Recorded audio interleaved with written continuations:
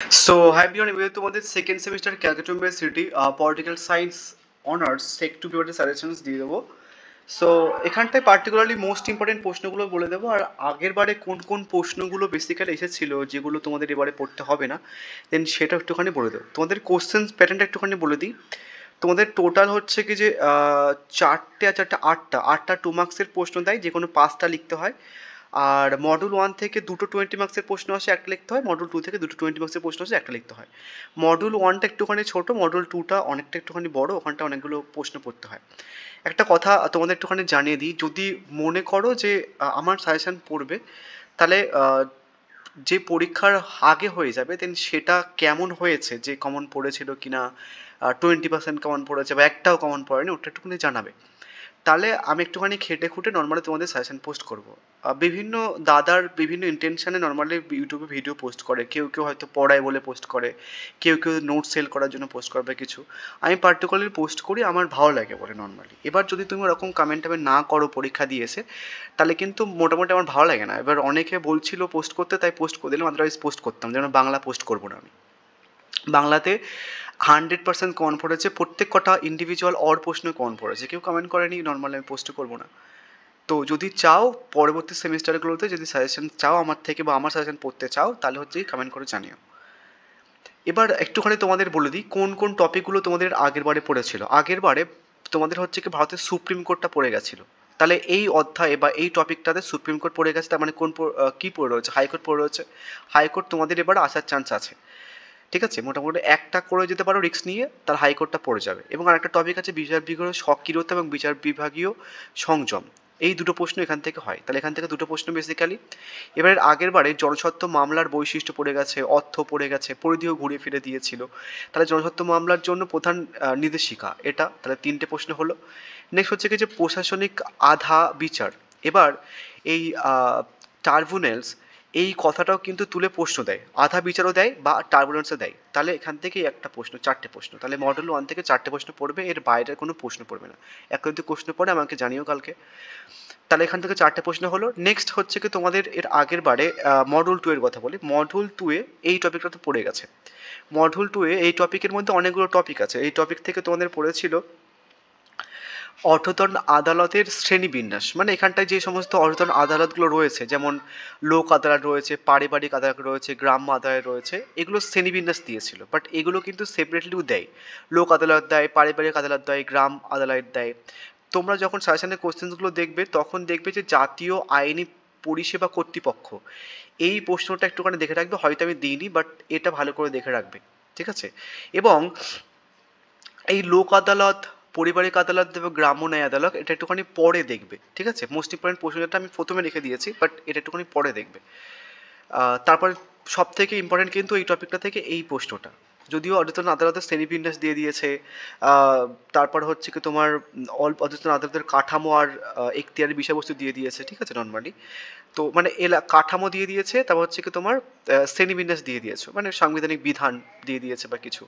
এবার এই সেপারেটলি কিন্তু এগুলো দেয়। তো সব থেকে আগে তোমরা এই টপিক থেকে জাতীয় আইন পরিষেবা কর্তৃপক্ষ পড়বে, এটা আমি হয়তো কোশ্চেন্সে লিখে রাখিনি, বাট পড়বে। আর লোক আদালত, পারিবারিক আদালত, গ্রাম্য আদালত, এগুলো লাস্টের দিকে পড়বে। এবার যে টপিক থেকে তোমাদের প্রশ্ন পড়েনি, তোমাদের পার্টিকুলারলি 1951 জনপ্রতিনিধি আইন দিয়েছে। এবার কিন্তু 50 আইনটা বেশি ইম্পর্টেন্ট। আর সীমাবদ্ধতা আইন বা ডিলিমিটেশনস বলে প্রশ্ন দেয়। তাহলে সব থেকে বেশি ইম্পর্টেন্ট প্রশ্ন এই টপিকটা থেকে বা এই অধ্যায় থেকে কিন্তু এই ডিলিমিটেশন 2000 এত, এই প্রশ্নটা কিন্তু ইম্পর্টেন্ট। এটা 2 নম্বর রাখো, এটা 3 নম্বরে রাখো, এইভাবে আমি প্রশ্ন লিখেছি পরপর।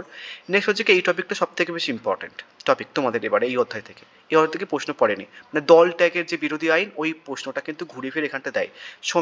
সমবায় সমিতি বা মহিলা আদালত, এই টপিকটা থেকে প্রশ্নগুলো আগে করবে। বুঝা গেছে। এবার চলো প্রশ্নগুলো দেখে নিই। প্রথমে হাইকোর্টের লেখ জারি করার ক্ষমতা আলোচনা করো, বা ভারতের অর্থজন আদালত কাঠামো এবং বিচারাধীন এলাকা আলোচনা করো। বা লেখ জারি বা রিট বলতে কি বোঝো, ভারতের সংবিধানে বর্ণিত সুপ্রিম কোর্ট বা হাইকোর্ট বিভিন্ন প্রকার লেখ পদ্ধতি আলোচনা করো। এটা মোস্ট ইম্পর্টেন্ট প্রশ্ন, একটাই প্রশ্ন করতে হয়, 20 মার্কস যদি কভার ভালো থাকে এই প্রশ্নটা পেয়ে যাবে তোমরা পরীক্ষা। বুঝা গেছে। নেক্সট ইম্পর্টেন্ট প্রশ্ন হচ্ছে কি যে চাকরি ব্যতীত অন্যান্য বিবাদ মীমাংসার জন্য গঠিত ট্রাইব্যুনালের গুলির উপর টিকা লেখো, মানে ট্রাইব্যুনালের শ্রেণীবিন্যাস যেটা দিয়েছে। তাহলে তোমরা এখান থেকে বৈশিষ্ট্য পড়বে, ধারণা পড়বে, আর বিভিন্ন প্রকার ট্রাইব্যুনালগুলো পড়ে নেবে, মানে শ্রেণীবিন্যাসটা পড়ে নেবে। এবং এই ট্রাইব্যুনাল মানে হচ্ছে কি কিন্তু আধা বিচার, যদি প্রশ্নে ঘুরে আসে দেখে রাখবে। প্রশ্নটা ঘুরিয়ে দেয়, ভারতের প্রশাসনিক ট্রাইব্যুনাল বলতে কি বলছে, ভারতের কেন্দ্র রাজ্যের প্রশাসনিক ট্রাইব্যুনাল সম্পর্কে বিস্তারিত আলোচনা করো, ঠিক আছে। নেক্সট হচ্ছে কি বিচার বিভাগীয় স্বকীয়তা বা সংযম বলতে কি বলছো, অর্ডিনান্স আদালত হিসেবে দেওয়ানি ও ফৌজদারি আদালতের গঠন ও কার্যালয় আলোচনা করো, ঠিক আছে। এই প্রশ্নটা এবং আরেকটা টপিক তোমরা একটুখানি দেখে যেও, সেটা হচ্ছে এই টপিকটা, মানে জনহত্যা মামলা শিকারের জন্য প্রধান নির্দেশিকাগুলো, ঠিক আছে। 5টা প্রশ্ন দিলাম, বাট প্রথমটা পেয়ে যাবে আশা করছি। নেক্সট হচ্ছে কি দেখো মডেল 2 থেকে, মডেল 2 এর কি বললাম, ডিলিমিটেশনস বা সীমাবদ্ধতা আইন সব থেকে বেশি ইম্পর্টেন্ট।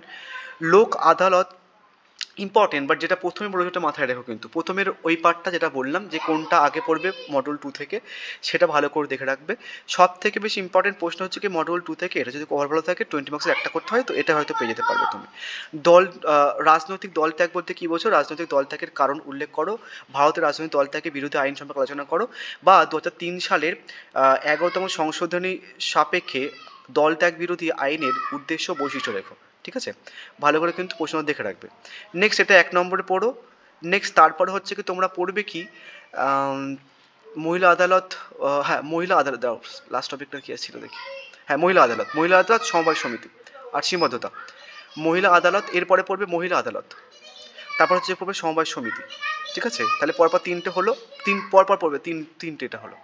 নেক্সট তারপর হচ্ছে কি তোমার এই প্রশ্নটা পড়বে, তাহলে 4টে হলো, ঠিক আছে। এই 4টে পড়ার পরে দেন তারপরে হচ্ছে কি তুমি গ্রাম্য আদালত, এটা 5 নম্বর থাক। এই জনপ্রতিনিধিত্ব আইন 1951 50 পড়েছিল, 51টা এবার ইম্পর্টেন্ট, ঠিক আছে। সরি 51 পড়েছিল, 50টা ইম্পর্টেন্ট, এবার 1950টা পড়ে নেবে, 1950টা পড়বে, তাহলে এটা 6 নম্বর হলো, ঠিক আছে। নেক্সট তাহলে 7 নম্বর কোনটা, পারিবারিক আদালত, 7 নম্বর এটা, ঠিক আছে। তো এবার 8 নম্বর কোনটা, 8 নম্বর যেটা প্রথমে রেখেছি এটা 8 নম্বর, তাহলে 1 নম্বর এটা, ঠিক আছে।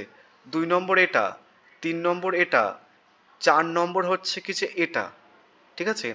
দেন এটা 5 নম্বর, এটা 6 নম্বর, এটা 7, আর প্রথমটা হচ্ছে 8। এইভাবে পড়ো, এর বাইরে কোনো কোশ্চেন্স পড়বে না।